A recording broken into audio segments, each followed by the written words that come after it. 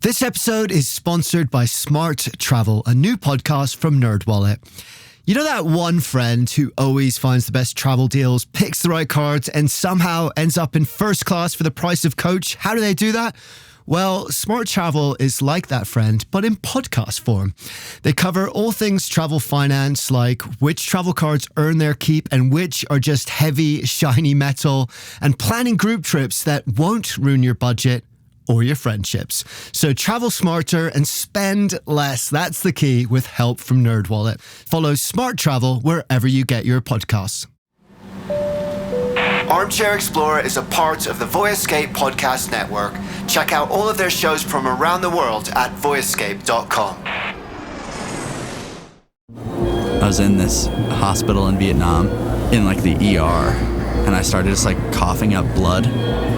And there was like a Vietnamese nurse that just like eyes were like saucers, like this foreigner is like dying in this chair.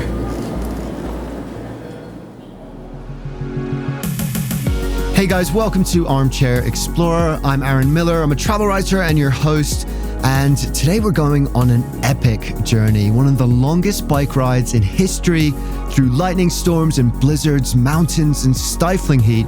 It's a journey that nearly killed the man who rode it, and the story of how he found the mindset to keep going despite it all. Are you ready to ride 18,000 miles around the world? Yeah, me too. Let's go. Taking us on this journey is Chris McCaffrey, and what's so cool is that I actually connected with Chris while he was about halfway through this ride.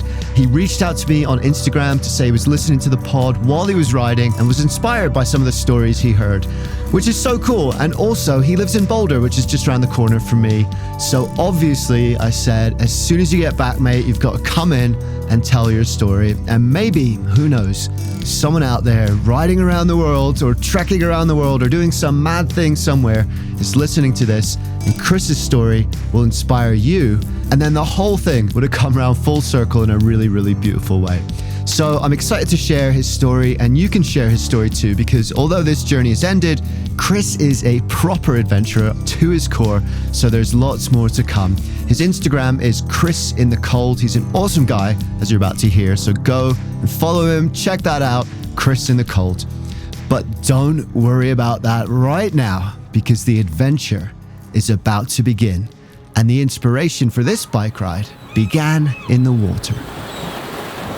My dad and his dad were big sailors, grew up on Long Island Sound. And so I think I was like 6 when we started getting into sailing as a family. Then that progressed into racing sailboats more seriously and traveling to race sailboats. And I think in sailing, there's the idea of a circumnavigation or a long voyage is sort of normalized because it's a thing people do. Not a ton of people, but it's a thing people do. And so the idea of a long, either A to B or A to A, if you will, was on the mind from when I was like a lot younger. But life took over. He went to high school, he played American football, traveled less, sailed less, but still held on to that spirit of adventure he discovered on the water. So after he graduated, he decided he needed to do something before college, and that something ended up being the Long Trail in Vermont, which he thru-hiked with a friend. And if you're not familiar with it, the Long Trail is actually the oldest continuous hiking trail in the US. It's 272 miles. It goes from Massachusetts to Canada. It's one of the hardest hikes too. It's muddy, it's remote, it's steep, but it's also rugged and beautiful with hidden ponds and hardwood forests, a quiet wilderness where few people go. And I also got pretty into mountain biking at that time. And I moved out to Boulder in 2018 for college. It's in the mountains. It has decent mountain biking, but what it really has is like best in the world gravel and road cycling. And so meeting people in the community and starting to cycle here, I ended up just getting a gravel bike, and then that led to the cycling side of cycling versus the gravity mountain biking. But then COVID hit and he was stuck. He was in Boulder completely on his own and slowly slid into depression. So in an effort to lift himself out of that, he started bike packing and ended up riding from Boulder to Canada and back again, a journey of about 3,000 miles. Yeah, Chris doesn't do things by half. From there, he says, things scaled quite hard. In 2021, he joined a friend in an attempt to row across the North Atlantic from New York to Ireland. They spent about 2.5 months at sea. They didn't make it, but it was, he says, an amazing and deep experience that spurred him on to do something even bigger. He went back to college, got his degree, and decided to ride his bike around the entire world. I turned in my final paper for college at like 10 p.m. on a Friday night, and I left the next morning. I don't think it really hit me, the magnitude of the trip, until later on in the first day. I had a few friends ride out with me, which is super nice, and we got lunch at this diner out towards eastern Colorado. They peeled off, and then I was by myself, but I had a kind of nice tailwind, and it's just flat, and it felt pretty good. I was just excited. And then I think it was around 3 p.m. I noticed some storm clouds building because I was in just perfectly open field. Nothing, no trees for a mile or more in any direction. No houses, nothing taller than head height, really. And pretty quickly I was overrun by a hailstorm. And so I put up my tent on the side of this small farm road, and this crazy lightning storm came over. It was lashing winds and super loud thunder, and so I could see these bright streaks lighting up from inside the tent. And I remember I unzipped it and stuck my head out because it had stopped hailing, and I was like, oh, it's definitely passing. I just watched this huge streak of lightning just hit the ground. And, then you look on the news the next day and there's huge tornadoes that spun up from the storm and fires and stuff from the lightning. And yeah, it was pretty engaging for sure.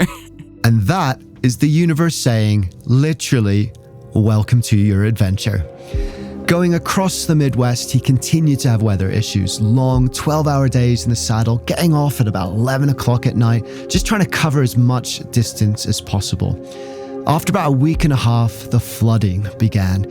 He remembers a time at a cafe in Vermont where he'd stopped for breakfast. A flash flood warning came up on everyone's phones, and then the water level in the street rose and rose and actually ended up coming through the door of the cafe. But eventually, absolutely soaked, he made it to Newfoundland and the end of the first leg of his journey. Newfoundland's amazing. It's these big, craggy mountains and sea stacks, and it's a very salty ocean culture. They also have the best accent in the world, which is sort of leftover Irish mixed with a bit of Portuguese. And so I took the ferry from Nova Scotia, because Newfoundland's an island, and just rode from the ferry point to St. John's in a day. It was like 100 and something miles. And amazing riding, this dirt trail through the mountains of Newfoundland. And it goes from fjords and giant cliffs and things to rolling greener hills. And then you get into the more urban environment. I was riding on this beautiful urban bike path, and night was kind of falling, and I cycled up to the pier in downtown St. John's, and you're looking out over the water, and you can see the lighthouse is around the corner on the right. It's all these beautiful steel Arctic sailboats there, and it felt very cool. Like, raised my arms in the air and just like screamed out over the harbor. And then I realized there was like a restaurant full of people behind me, and I felt a touch embarrassed, but it was a nice experience. From Newfoundland, he flew to Paris, which he says is one of the best cities to bike through in the world, believe it or not. He pedaled through to the south of the city and then on to Lyon along the Eurovelo, a network of long-distance cycling routes that connects literally the entire European continent. And the route he took him into the Alps and the infamous cols of the Tour de France, Galibier, Col de Telegraph, the Col de Mancenis, bucket list passes so steep they actually write words of encouragement in chalk on the road for cyclists to read on the way up. Until eventually, legs burning but smiling hard, he reached the Eastern European mountains of Slovenia. Slovenia is basically like if you took the Swiss or Austrian Alps and removed maybe half or 2/3 of the infrastructure. A lot more kind of wild parks, but then also keep the French and Italian castles and ancient cities, and it ended up feeling a lot like a mix of Italian food, Austrian food, some Eastern European influence, and such a melting pot in that way. And even in rural farm villages, I'd wave and they'd wave, and you wouldn't really expect a language communication, but then you'd call out in like an American accent, like, hey, like bike tour, do you want like pasta, or do you want to have dinner? Can I offer you some wine? And it was really interesting. Cycling is a huge part of Slovenian culture, and actually the number one road cyclist in the world at the moment, Tadej Pogačar, is Slovenian. Everyone rides bikes, everyone loves cycling, and he felt supported and welcomed everywhere he went. But as he went further east, he slowly left the relatively familiar terrain of Western Europe behind. Serbia was the start of where it felt a little bit, not even like less like home, but just more of the adventure I was seeking in some ways. I set up camp in this vineyard with this other bikepacker. He was like a 70-something-year-old German professor riding a recumbent. Super cool guy. Didn't really speak that much English, so we didn't really get to know each other. But I remember going to sleep in my tent and just thinking like, wow, this is what I came for. It only took me like a couple months to, get there, but that feeling of just being in a situation that you would just never be in at home. Growing up reading Peter Pan, for example, it's where, they're on an adventure, they're questing, watching like Scooby-Doo when I was a little kid, like that idea of like having an adventure, I find super fulfilling. A few days after the vineyard, he started breaking bike spokes. He changed them every couple of hours for about 2 days straight. And then he ran out of spokes entirely and he had to make a decision. He couldn't find the wheel he needed anywhere in Serbia. They could order one for him, but it would take a month to get there. So he ended up skipping Bulgaria, which was where he'd planned to go next, and flew directly from Belgrade to Istanbul, where he knew he could get his bike fixed. So my east-ways journey became quite a bit more instantaneous, where things felt very east very quickly. And it really is east meets west. It feels super modern, if you will. It has an amazing public transportation network. You can tap your credit card at the ferry terminal and take a ferry anywhere you want to go, up the Bosphorus or out to the islands, and they've got a good metro system, and they've got a street tram, and the food is amazing, and it felt very modern European in those ways. But then at the same time, you've got like these giant mosques like the Hagia Sophia and things, and the old Ottoman palaces along the Bosphorus. And getting to bounce between the two of those things in the same day, I don't think there's anywhere else in the world like that. From Istanbul, he cycled along the Sea of Marmara into the mountains, where he met up with the Black Sea and followed it into Georgia, stopping at small towns on the coast, sipping chai with locals, eating what he describes as the best breakfast in the world: scrambled eggs with tomato, peppers and onion, jams and honey, sweet fried bread. But for Chris, all of this was just leading up to the real adventure ahead. Hey guys, we're going to get to our lovely sponsors in just a minute, so don't fast forward, because they are the people who help bring this show to you. But first of all, I just want to say thank you to you for listening. I wouldn't have a show without you, of course. And secondly, a favor. We are trying to grow our audience this year. The money that we get from the sponsors is great, but it's directly related to the size of our audience. And at the moment, our sponsorship money doesn't cover all our costs. So I need your help. If you enjoy listening, there's two things you can do. Tell a friend and leave a review. It makes a huge difference. It really does. And it only takes a minute. So thank you for whatever you can do. Just tell a friend or leave a review. Our Instagram is at armchair-explorer podcast if you want to connect there. And you can sign up to the newsletter at armchair-explorer.com. And guess what? You're going to get an absolutely free copy of my book, 50 Wonders of the World, which I think you'll like. I'm really proud of it. So thanks again for listening, guys. And thank you for anything you can do to help spread the word. And now on to our sponsors.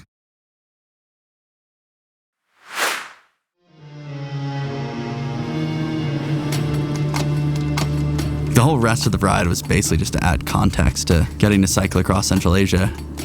It was pretty just palpable, the fact that humanity's been traveling the Silk Road since like we invented time. And that's apparent in the cities like Bukhara and Samarkand.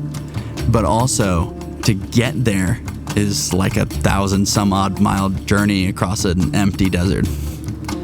I cut through this old dirt road for like a couple hundred miles and then got on the pavement and took that to the border with Uzbekistan. But once you make the cut into Uzbekistan, there's just no road. So the trucks cut a track across the desert sands and then at night just pull over and set up your tent. Because it's the middle of the desert, like you can basically camp wherever there. Surrounded by camels and camel scorpions as well, which is kind of they were a touch exciting. I don't even think they're like, I'm sure, I mean, it would be a bummer to get stung by one, but I don't think it's like actually that dangerous for you as a human. When you're uncomfortable, you can kind of look for fears.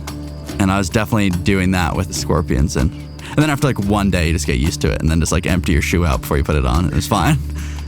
And I pitched my tent on this sort of hilltop. You could see like horses and camels in the distance, an old power line in the distance. And then you turn and look the other way and there's just nothing. Like it's the Mangi-style steppes. It felt so ancient and big. And I remember trying to fall asleep and having this just like creepy crawling sensation. And I realized it was just because I felt like so small.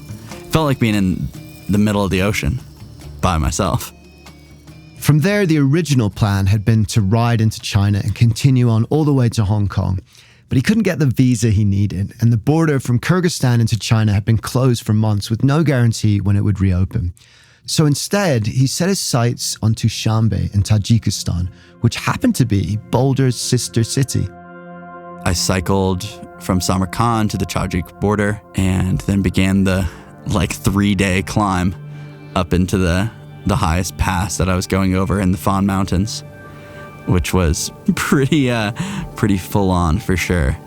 But yeah, it was beautiful going up into Tajikistan. I really love the mountains and I love mountain cultures as well. I feel quite connected to mountain cultures, and I think a lot of these places, the mountains play a spiritual and religious role in people's lives and a role in just day-to-day life and garner certain respect and admiration. And so I think that feels quite shared, and it's something to connect with people over. But I remember we were so high on this pass in Tajikistan, and this family was like herding goats. The father stopped me so I would take a picture with his kids. I would always try and carry a few bags of gummy bears in places where people didn't speak English, because then I could always like split a bag of gummy bears with the kids. In Tajikistan, they eat this bread, this like circular bread that's so good. And the family, we shared this bread and gummy bears, on this mountain pass, this crazy pass in the Fan Mountains. Yeah, and then Dushanbe is incredible as well. I had another amazing connection experience there. And there's an exchange program. Students from Dushanbe can come to Boulder for a year and they get a work or study placement taken care of. And the people of Dushanbe actually built a tea house in Dushanbe, disassembled it and shipped it to Boulder. It's in downtown Boulder. And so I was excited to see Dushanbe because I felt connected there already. It's our sister city and it's a beautiful city in the mountains in Tajikistan. But the head of the exchange program had actually connected me with the guy who'd come over to Boulder as a part of that exchange program. And I cycled into Dushanbe on my birthday. And so he threw me a Tajik style party where their celebration generally revolves around eating a dish called plov. And they feed all the neighbors and they invite tons of people over. And so this guy introduces me to his mom, who doesn't speak any English, but is cooking this giant plov over this open fire in their garden. He invited 10 people over and we're all just sitting around this table, drinking tea and eating plov. And it was a really amazing experience. From Dushanbe, Chris cycled south into Delhi and the craziest roads on the planet. There's actually a sign, he says, as you leave Delhi: lane driving is sane driving. Swerving between tuk-tuks and cows and onrushing traffic on the wrong side of the road was, he says, the closest he'd come to death on the trip so far. But the dangers were just getting started. So I cycled into Nepal from the west, went into Bardia, this national park. There's a section that's the largest Bengal tiger population in the world. So you're not allowed to ride a bike through there, which I pretended to be sad about because I was very nervous about being eaten by a tiger. I'd read the story of these two cyclists being killed by a tiger the year before I was there. What I didn't realize is that that wasn't in Bardia. It was actually in the national park I had cycled through the night before. And I'm very pleased that I did not know that at the time. I then cycled up the Siddhartha Highway to Pokhara, went up into the foothills of the Himalaya on these dirt farm roads. I get to Kathmandu, spend a few days in Kathmandu, and then I was going to fly to Hanoi. My last night in Kathmandu, I started feeling a bit sick. And I was like, been on the bike for so long. Now I'm surrounded by people, probably have a cold or something. And so I get on the plane, get to Hanoi, basically sleep the whole first day. I was in Hanoi. Second day, still feeling pretty sick, maybe a bit worse. Third day, a bit worse. Fourth day, a bit worse again. And I bought a thermometer and had a pretty high fever. And now, it's been 4 or 5 days and I was a bit concerned. So I went to the international hospital and I started just coughing up blood. And there was a Vietnamese nurse that just eyes were like saucers, this foreigner is dying in this chair. And so they took me, rushed me into the room to see the doctor. The doctor thought I had dengue fever at the time, but they gave me an IV and supporting measures basically. And I spent the next week and a half bouncing in and out of this hospital. And so I was debating, should I go home? Should I continue? But I was feeling a lot better. So I decided to continue just at a much slower pace. So I continued south through Vietnam. And Vietnam was, he says, amazing. He was feeling a little better. He found a luxury resort for $20 a night. He was the only guest there. He visited historical sites and cycled happily through the monsoon-like rain. This was the heart of the rainy season. And then from there, he cut south towards Singapore through Laos, old temples and stone carvings on the cliffsides, and then into Bangkok and down the east coast of Thailand, feeling good, strong. But as he began to cut across to the west coast of Thailand, that changed. I was slightly inland in rural Thailand and was staying at this homestay kind of deal with this family. And that night, I wasn't feeling great. So I get some food, and I'm walking back to this house where I'm staying with his family. And I walk in the room, and the whole room is just waving around. And I was like, this is not good. I actually thought I was going into shock from lack of salt or something like that. I started trying to Google for a hospital or something and just couldn't figure it out. I couldn't rationalize how to go to a hospital. Luckily, Chris had something called Global Rescue, which is basically emergency rescue insurance for adventurers. And they also have doctors on call 24/7. So he spoke with one of their doctors who immediately told him he had to get to a hospital right now, but he was too disorientated to figure it out. So the mum of the family he was staying with drove him to the local clinic instead. I thought this was going to be the big hospital in Champagne or something, but we get out and it's an open air clinic. And I have such a distinct memory of they walk me in and I lay down on this gurney, and on the wall across from me it's just covered in lizards.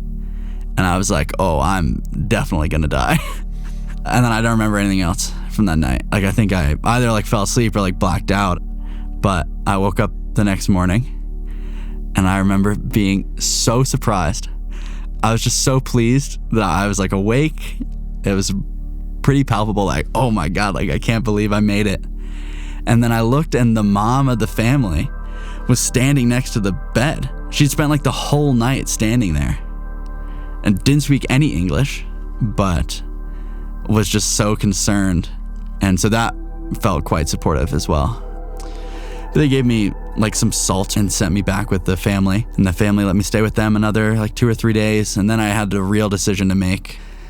Do I just call it now and fly back to America, or do I try and press on?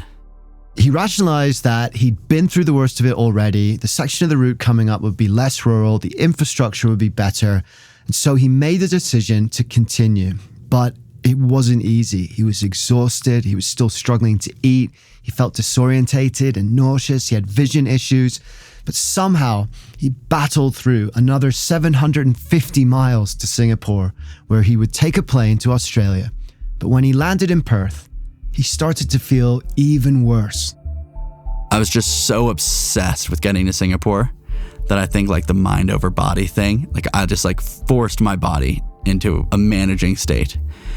But it was like running the tank on empty or running your car's engine without oil or something. Like I was just totally broken. So I go to a doctor in Perth, and props to the doctor. He looked at the case and was like, this just doesn't sound like dengue fever. He then kind of initiated the investigative process and sent me to an infectious disease specialist. They ran all the tests to confirm that I had typhus. It's like 40% fatal. And I was like, oh, like I'm really like nervous about all this. And he's like, well, like you've not died yet, so that's nice. I was like, thanks, doctor. At that point, there's not like a ton you can do. You're really ideally treat typhus within the first like week or two because it can infect like your bloodstream. It causes swelling like in the brainstem region. And so I hadn't treated it, which is why I was like relapsing, basically. You like grapple with that. One of the harder things about it was talking to people at home. It felt a little bit like I was telling people like, this ride means more to me than like getting to like ever see you again. So I just like stopped. Like I didn't talk to anyone from home for months and months because I just couldn't like bring those two things together.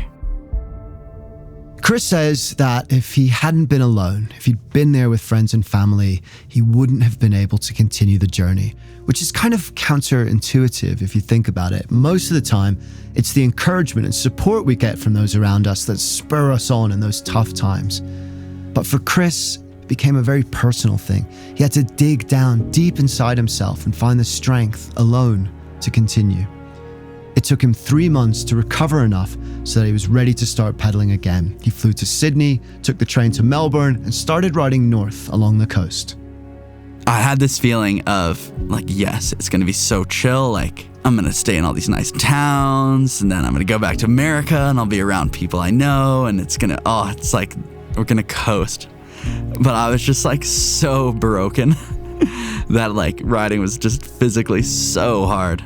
I like gained a ton of weight when I was sick and like all these things that were just like a battle. I did have the thought, particularly towards the end, where I'm like, oh, like this is not what I signed up for. But it's like 100% what I signed up for. And so it's weird to disparage or feel bad about an experience that no one forced me to do and is exactly what I set out to experience.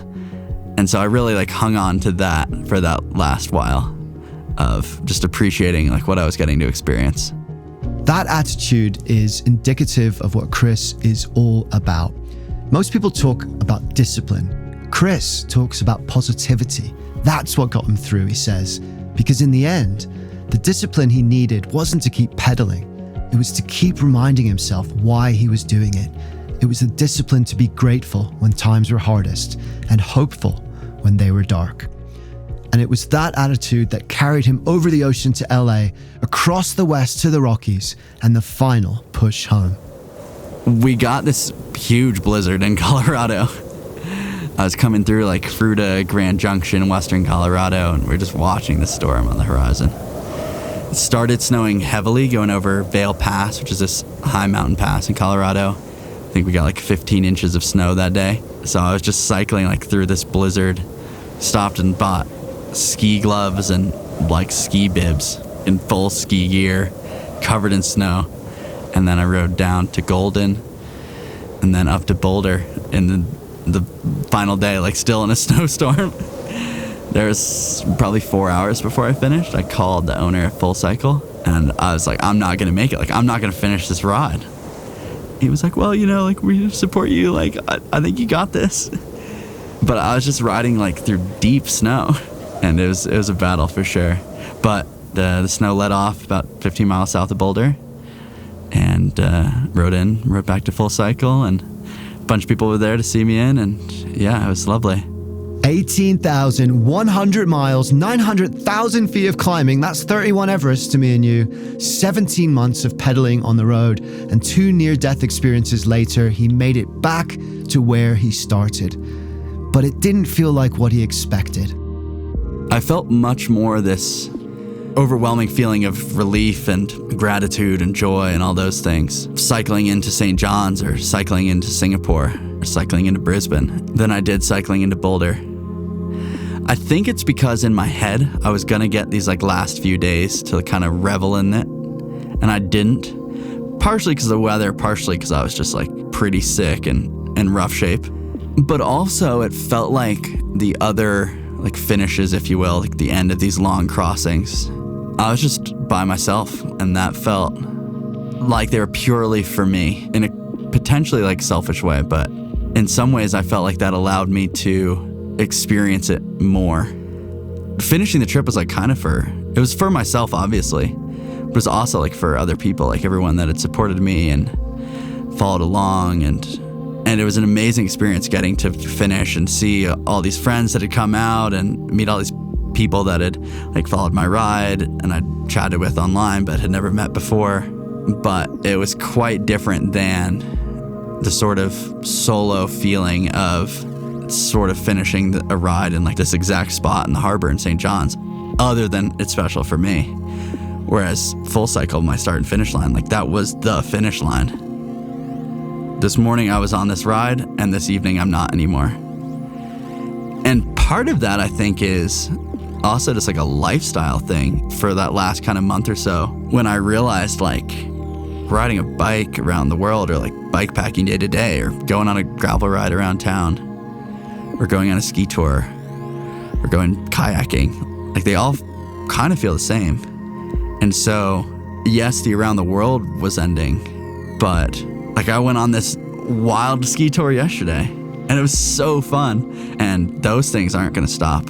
So it didn't really feel like anything was ending, to be honest. It felt more like I went from only having one way to have that experience, to having infinite ways to have that experience. And I think that's why I didn't get the sensation of an end that I was expecting to get.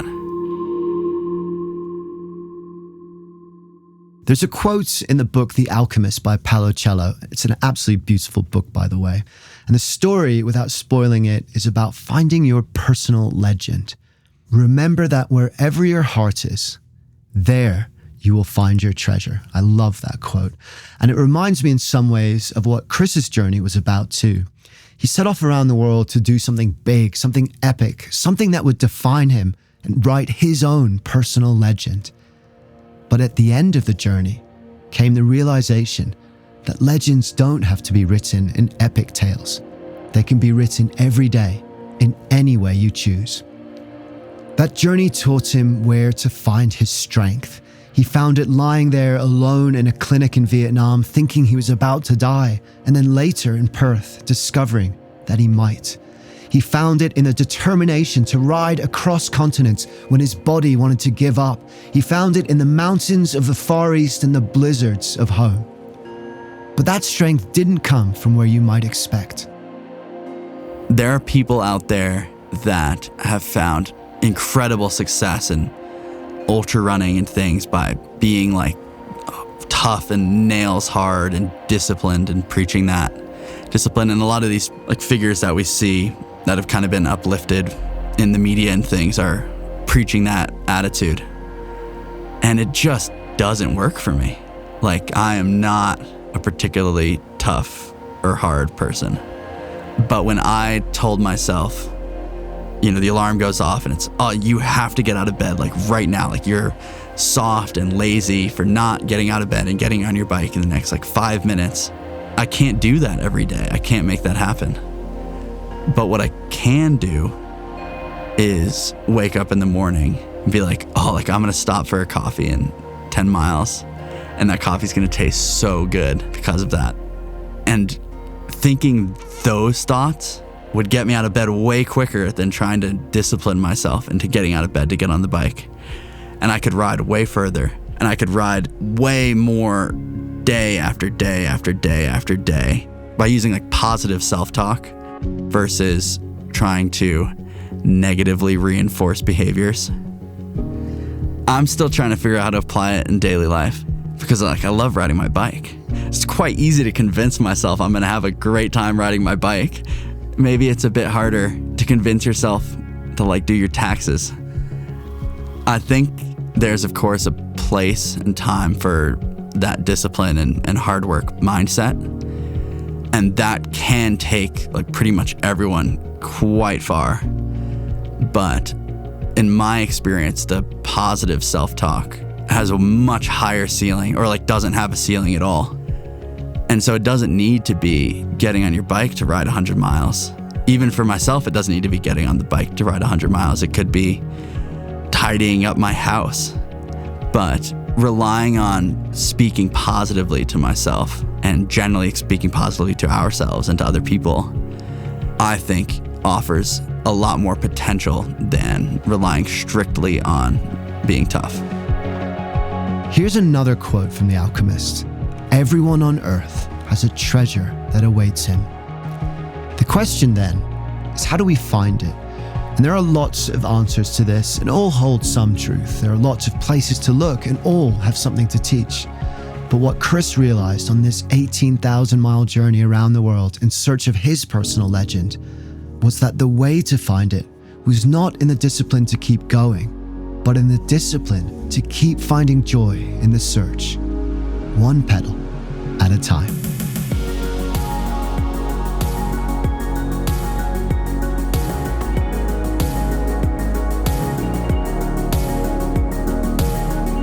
Thank you, Chris. Thank you for sharing your story with us and what you learned along the way.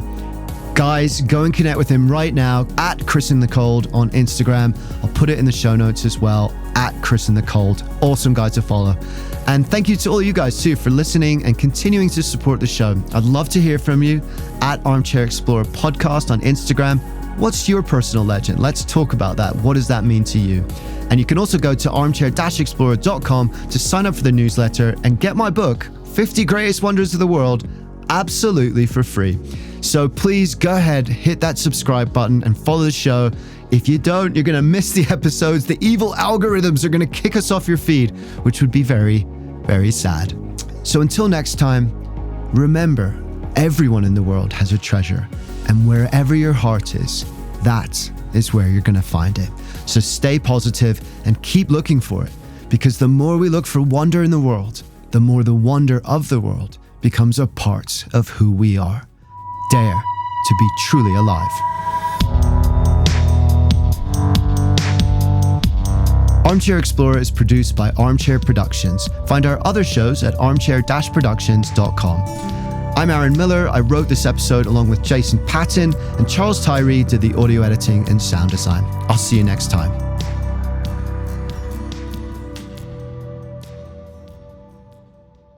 Quick question. Do you want travel tips from people who have actually been there? Our show is co-hosted by Tim Johnson, an award-winning travel journalist who's been to more than 145 countries around the world.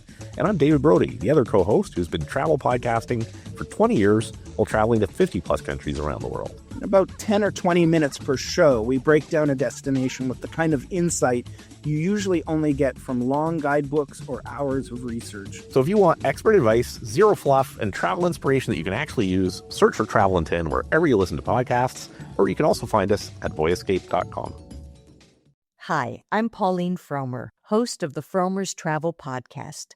We post new episodes weekly, detailing the kinds of money-saving tips and cultural insights that will make your trips richer without making you significantly poorer. We do so by interviewing real travel experts like TV host Samantha Brown, Fromer's authors from around the globe, and such public figures as Free Solo's Alex Honnold. It's a fun travel party. I hope you can join us.